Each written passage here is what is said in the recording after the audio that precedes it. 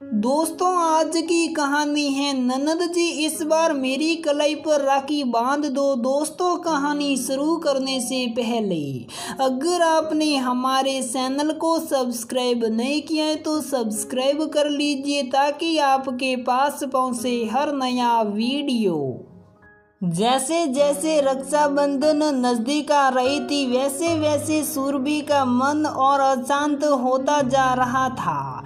बात करते करते रोने लगती, काम करते करते रोना आ जाता। छोटा सा मन्नू भी ये सब नोटिस कर रहा था। उसने अपने पापा से बड़ी मासूमियत से पूछा कि क्या उन्होंने उसकी माँ को डांटा है जो वो कभी भी रोने लगती हैं। प्रति उत्तर में निशांत के जैसे होश उड़ गए। उन्होंने मन्नू को समझाया और सुरभि से उनके दुख का कारण पूछा।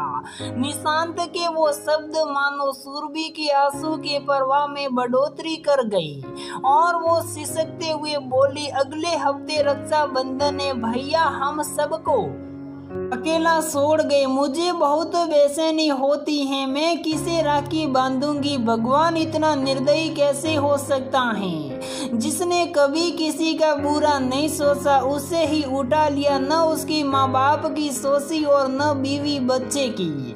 बस अपने मन की कर ली, मैं भगवान को कभी माफ नहीं करूंगी। बस यही सोच कर बार बार आंखें गीली हो जाती हैं कि अब से मेरी जिंदगी में आने वाला हर रक्षाबंधन चूना ही रह जाएगा।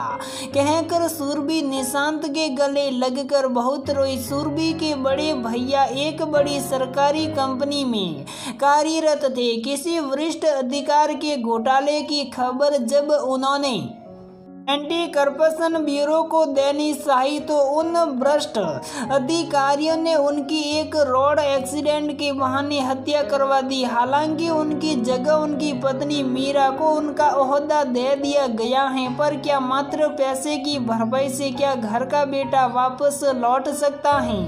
नहीं, कभी नहीं। केस तो सलाह पर सब गवाह बिक गए और दोषियों का जुर्म साबित ही नहीं हो पाया। माँ बाप ने भी यही कहकर हाथ खींच लिए कि कहीं मीरा और आयशा को कोई नुकसान न पहुँचाए। भाई की मृत्यु को 8 महीने बीत चुके हैं, पर फिर भी सुरभि सामान्य नहीं हो पाई है। कैसे रहेगी वो सामान्य, जिसका इकलौता भाई, उसके बचपन का साथी, उसका रक्षक और उसको सबसे ज्यादा लाड़ करने वाला अब पंच तत्व में कहीं विलीन हो चुका है। उस पर ये रक्षाबंधन का त्योहार जो धकते दिल पर घी का काम करने आ गया। यूं ही किसी काम में लगी सुरभि का मोबाइल बजा। कमरे में जाकर देखा तो निशांत बात कर रहे थे। उसकी भाभी मीरा का कॉल था। निशांत ने उनसे बात करके मोबाइल सुरभि को दे दिया।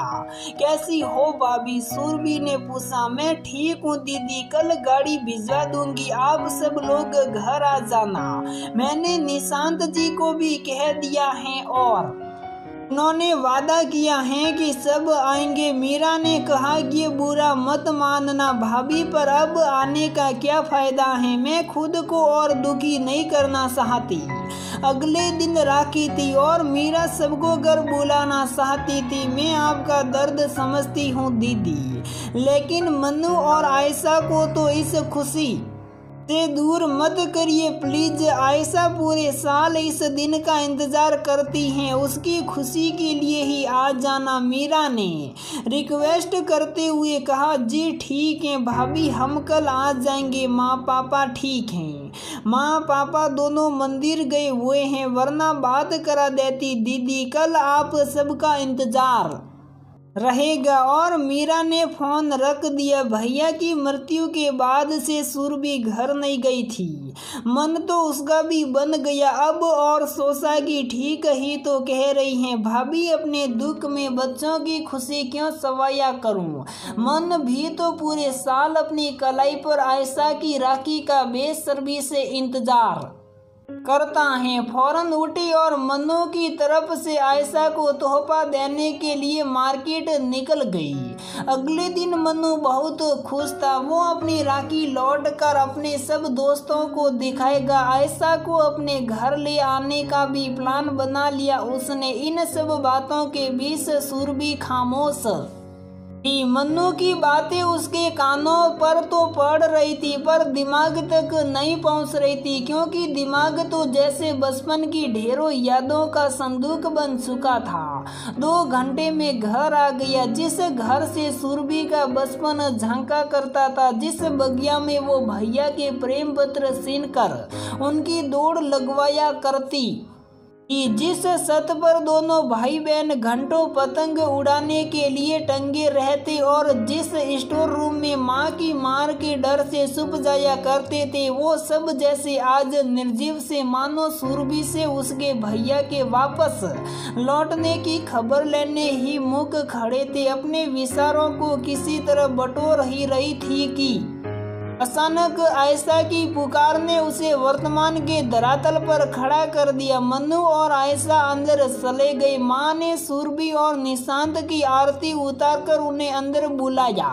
मीरा को आवाज लगते हुए माँ ने मन्नू की भी बलैया ली। आइए आइए निशांत जी और दीदी, स्वागत है। आपका कोई परेशानी तो नहीं हुई आने में? मीरा ने पूछा। अरे नहीं भाभी, आपके रहते हमें भी सरकारी गाड़ी में बैठने का मौका मिल जाता है, तो परेशानी कैसी? निशांत ने हंसते हुए कहा। दोनों बच्चों ने राखी का त्योहार बड़ों की पावन उपस्थिति में मनाया, जिससे उनके अर्श का पारावार न रहा। खूब मिठाइयाँ खाकर दोनों बगीचे में खेलने चले गए। सुरभि का मन भर आया तो वो माँ पापा के कमरे में चली गई। निशांत तो जानते ही थे, सो उन्होंने सुरभि को रोका नहीं। जानते थे कि यदि दुख आंसुओं के रास्ते बाहर न आया तो नासुर बन जाएगा, पर माँ और मीरा से सुरभि के आंसू देखे नहीं गए और वो दोनों उसके पीछे उसे संभालने चली गई। बेटा, त्योहार वाले दिन रोकर अपना जी मत दुखा। जिसको जाना था वो तो चला गया, क्या तेरे आंसुओं से लौट आएगा? दीदी, मैं आपका हाल जानती हूँ। आपको यहाँ बुलाकर दुखी नहीं करना चाहती थी, बस चाहती थी कि आपके घर आने का बहाना न छूटे और बच्चे भी खुश हो जाए। मीरा ने सुरभि का हाथ थामते हुए कहा। पर मैं दादा को नहीं भूल सकती, उसकी याद हर कोने में बसी हुई है। आप चाहती हो कि मैं खुश हो जाऊं, लेकिन कैसे भाभी? भाई मेरा मरा है, रक्षाबंधन मेरा सुना हो गया है हमेशा के लिए। पर मुझे लगता है आप लोगों को जैसे कोई फर्क ही नहीं पड़ता, सब ऐसे रह रहे हैं जैसे कुछ हुआ ही नहीं, सुरभि ने गुस्से में कहा। ये सुनकर मीरा बिना कुछ कहे कमरे में चली गई और माँ ने सुरभि से कहा। सुरभि, तेरा भाई मेरा बेटा था, मीरा का पति था और आयशा का बाप था। उसके जाने के बाद से कोई दिन ऐसा नहीं गया कि मैं रोई न हूँ। न जाने मीरा ने भी रातों में कितने आंसू बहाए हैं, पर हमारे सामने हमेशा हिम्मत दिखाई। बेहद दुख के चलते एक दिन मेरी तबीयत बिगड़ गई। डॉक्टर ने सीवियर डिप्रेशन को मेरी हालत का कारण बताते हुए तेरे पापा को बताया कि यदि यूं ही चलता रहा तो मैं मानसिक रोगी हो जाऊंगी। जब ये मीरा को पता चला तो उसने हम दोनों को संभाला। बेटा, उसने कहा कि मैं अपना पति खो चुकी हूँ, लेकिन आप दोनों में उनकी जान बसती थी, इसलिए अब आपको खो देने की हिम्मत मुझमें नहीं है। अगर आपने मुझमें और सुरभि दीदी में कभी कोई फर्क नहीं रखा हो तो प्लीज मेरी बात मान लीजिए और आज से रोना धोना बंद करिए। आपके रोने और तड़पने से ये वापस नहीं आ सकते। सुरभि बेटा, सोच, जिसका पति अपने बच्चे को अनाथ कर गया हो, उसके लिए क्या ये सब खेलना भी संभव था, लेकिन मीरा ने खुद के साथ साथ पूरे घर को संभाला। बेटा, तेरी माँ को मानसिक रोगी होने से बचाया। अपना फर्ज निभाने के साथ साथ एक बेटे का फर्ज भी निभाती हैं। वो साथी तो हमें अकेला छोड़ आराम से अपने मायके से भी ये सरकारी नौकरी कर सकती थी, लेकिन नहीं। उसने तुझे तेरी विदाई पर जो वादा किया था कि तेरे जाने के बाद भी कभी इस घर का आंगन खुशियों से रिक्त नहीं रहेगा, बस उसी ने मीरा को हमारे साथ बांधे रखा। वो कहती हैं कि हमारी सेवा करके उसे तेरे भाई के साथ होने का एहसास होता है और वह एहसास वो खोना नहीं चाहती, और तूने उसी पर गुस्सा किया। बेटा, उसकी मंशा तुझे दुख देने की कदापि नहीं थी सूरबी। वो तो बस तुझे भाई की कमी महसूस न हो इसी के चलते यहाँ बुलाना चाहती थी। तूने उसे बहुत गलत समझा सूरबी। मीरा जैसी बहू देकर तेरे भाई ने हम माँ बाप को कृतार्थ कर दिया। समय के साथ हर जख्म भर जाता है सूरबी, लेकिन एक पत्नी हमेशा अपने पति के बिना अधूरी होती है। आज भी जब आयशा तेरे भाई को याद करके रोती है ना, तो मीरा उसे यही कहकर शुभ कराती है कि पापा अब माँ के भीतर ही पहुँच गए हैं, सो अब तुम्हारी माँ और पापा दोनों मैं ही हूँ। और वो मासूम इस बात पर यकीन कर फिर खुश हो जाती हैं सूरबी। तुझसे और मुझसे ज्यादा अकेली तो मीरा है बेटी, जा उसके पास जा। माँ ने अपने आंसू पोंछते हुए कहा। भाभी भाभी मुझे माफ कर दो भाभी, मैं दादा की याद में भगवान पर गुस्सा के चलते आपसे गुस्से से बोली, प्लीज माफ कर दो, आज से मैं भी नहीं रोऊंगी। आपने मेरे वचन को निभाया भाभी, आपने मेरी माँ पापा का इतने कठिन समय में साथ निभाया, उनकी शक्ति बनी और मुझे भी खुशी देने के बारे में सोचा।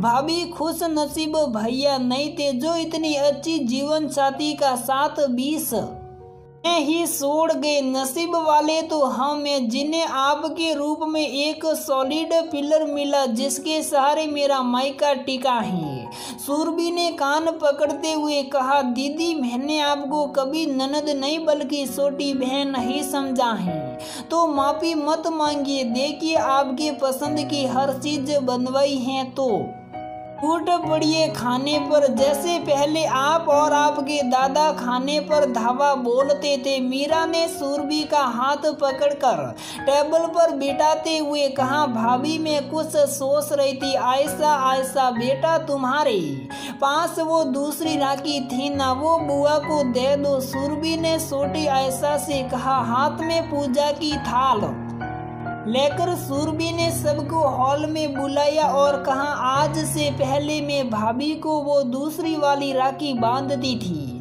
जो दादा की राखी के साथ आती थी, लेकिन आज से मैं भाभी को ये दादा के हिस्से की राखी बांधूंगी। ये राखी प्रतीक है मेरे प्यार का, मेरे सम्मान का, और मुझे मेरे दादा के बदले भाभी के रूप में दूसरा भाई मिलने का। भाभी, आपने एक बेटा होने के सारे फर्ज निभाए हैं, क्या मेरे दादा होने का फर्ज भी आज से अदा करोगी? सूरबी ने मीरा की कलाई पर रेशम की डोर बांधते हुए कहा। मीरा ने उसे गले लगाते हुए कहा, आज के बाद से तुम्हें कभी अपने दादा की कमी नहीं होगी, मैं वादा करती हूँ। बस तुम हर राखी पर आने का वचन दो। माँ और पापा की खुशी का कोई ठिकाना नहीं था। वो इस बात से निश्चिंत हो गए कि यदि कल को उन्हें कुछ भी हो जाए तो उनकी बेटी का मायका कभी खत्म नहीं होगा।